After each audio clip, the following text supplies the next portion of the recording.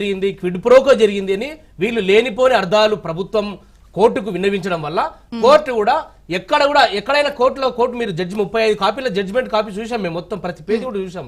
ఎక్కడైనా కానీ స్కామ్ అనే పదం కానీ, అవినీతి అనే పదం కానీ, ఏదో లబ్ధి పొందినారు కానీ, క్విడ్ ప్రోకో అనే పదాలు కానీ ఎక్కడైనా ఈ పదాలు ప్రయోగించిన కోర్టు ఈ విచారణ చేసుకోవచ్చు అని చెప్పేసి చెప్పింది.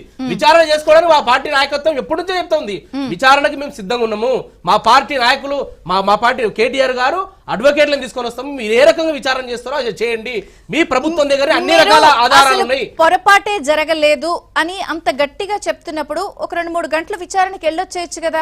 కోర్టుల చుట్టూ పిటిషన్లు వేసి కొట్టేయండి అని ఎందుకు అంటున్నారు? తప్పుడు కేసులు పెట్టి లేనిపోని కేసులు పెట్టి నిజంగా ఏదైనా జరిగింది ఉంటే మీరు కేసులు నమోదు చేసి విచారణ చేస్తే దానికి సంతోషం. మీరు అసలు మా నాయకుడికి వర్తించని సెక్షన్లు మీరు నమోదు చేసి అవినీతి స్కామ్ జరిగిందని చెప్పేసి మీరు అక్కడ ఏదైతే లేదు, కోర్టు స్కామ్ జరిగిందని చెప్పలేదు, అవినీతి అని చెప్పలేదు, విచారణ జరగాల్సిన అవసరం ఉందని చెప్పి కోర్టు భావించింది. అంటే నమ్మింది కదా ఏదో. కోర్టు కంటే ముందే మా నాయకుడు ఏసీబీ విచారణకు వారి నోటీస్ కి స్పందించి ఏసీబీ కార్యాలయానికి మొత్తం మంది మార్గంతో కాకుండా హడావిడి లేకుండా ఒక్కడే ఒక అడ్వకేట్లను పెట్టుకొని ఏసీబీ కార్యాలయానికి వెళ్లారు. ఏసీబీ కార్యాలయం దగ్గరికి మా అడ్వకేట్లను తీసుకొని వెళ్తే ఏసీబీ వాళ్ళు లోపలికి రానివ్వలేదు. రాద్ధాంతం చేయడం అసలు లాయర్ లేకుండా ఎందుకు వెళ్ళొచ్చు? రాద్ధాంతం చేసింది రేవంత్ రెడ్డి గారు, రాద్ధాంతం చేసింది ఏసీబీ, రాద్ధాంతం చేసింది ప్రభుత్వం, మా నాయకుడు కాదు. ఏసీబీ ఇచ్చినటువంటి చట్టాలని, రాజ్యాంగాన్ని గౌరవించి, ప్రభుత్వం ఇచ్చినటువంటి ఏసీబీ ఇచ్చిన నోటీసులను గౌరవించి, పోలీస్ అధికారులు ఇచ్చిన నోటీసులు గౌరవించి ఏసీబీ కార్యాలయానికి మా నాయకుడు ఒక్కడే సింగిల్ గా వెళ్లి అక్కడికి వెళ్లి విచారణకు వెళ్తే రానివ్వకుండా అడ్డుకున్న 45 నిమిషాల పాటు గేటు ముందే వారిని నిలబెట్టి అవమానపరిచే విధంగా రేవంత్ రెడ్డి ప్రభుత్వం వ్యవహారం చేసింది.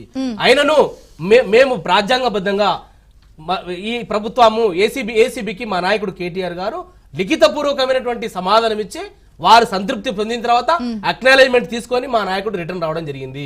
ఈ రోజు కూడా రేపు కూడా మా అడ్వకేట్ ని తీసుకొని ఏసీబీ కాదు ఏ విచారణకైనా కూడా ఈ దేశంలో కాదు ఈ ప్రపంచంలో ఏదైనా అత్యున్నత విచారణ సంస్థలు ఉంటే ఆ సంస్థలు కూడా విచారణకు ఎదుర్కోవడానికి ఇక్కడ ఒక పాయింట్ అండి, పూర్తి స్థాయిలో నా ఆదేశాల ప్రకారమే జరిగింది, అంతా నేను చెప్తేనే చేశారు, అంతా నేనే బాధ్యుడిని ప్రెస్ మీట్ లో క్లియర్ కట్ గా ఆయన చెప్పినప్పుడు, అసెంబ్లీ ఎన్నికల కోడ్ ఆఫ్ కాండక్ట్ ఉన్నప్పుడు నిధులు చెల్లించడం అంటే ఉల్లంఘనల కిందే కదా. అసెంబ్లీ ఎలక్షన్స్ అప్పుడు మోడల్ కోడ్ ఆఫ్ కండక్ట్ ఉందంట, ఎంసీసీ అమలులో ఉన్నప్పుడు దాన్ని చర్చ లేపాల్సింది ఎవరు, నోటీసులు ఇవ్వాల్సింది ఎవరు? భారత ఎన్నికల కమిషన్.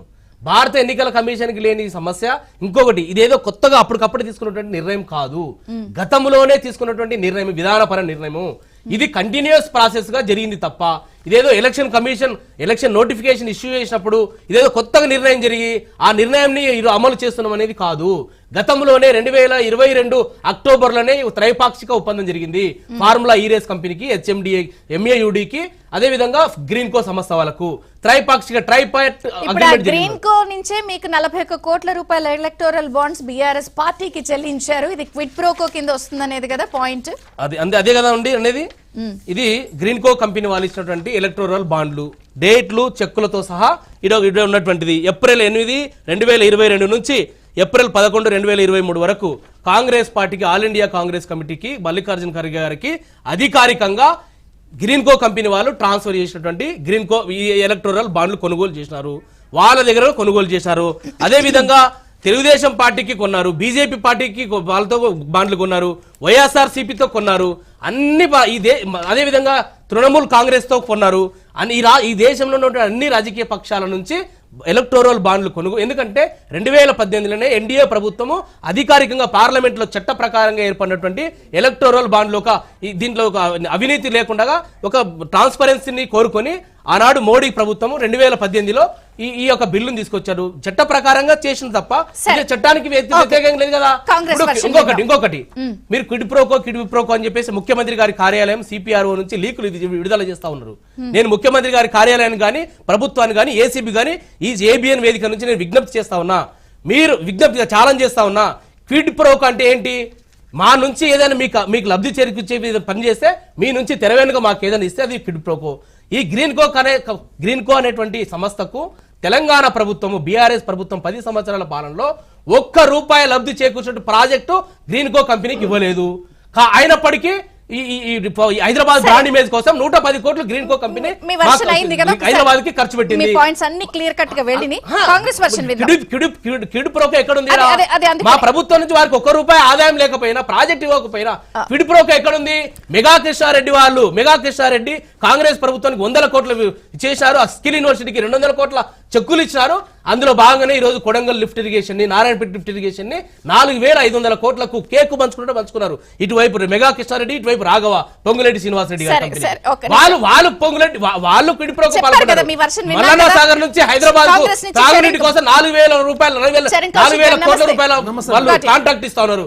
వాళ్ళు క్విడ్ ప్రోకో పాల్గొన్నారు. మా పార్టీ ఎలాంటి క్విడ్ ప్రోకో పాల్గొనలేదు. ఓకే, సో ఇది కావాలనే చేస్తున్నారు, ఇందులో ఏమీ లేదు, అంతా కూడా క్లియర్ కట్ గా ఫెయిర్ గా ఉంది. క్విట్ ప్రోకో అని అన్ని అంటున్నారు కానీ కాంగ్రెస్ పార్టీకి కూడా కంపెనీలు ఇచ్చినాయి కదా, ఇదేదో ఊరికే కక్ష సాధింపుగా పెట్టి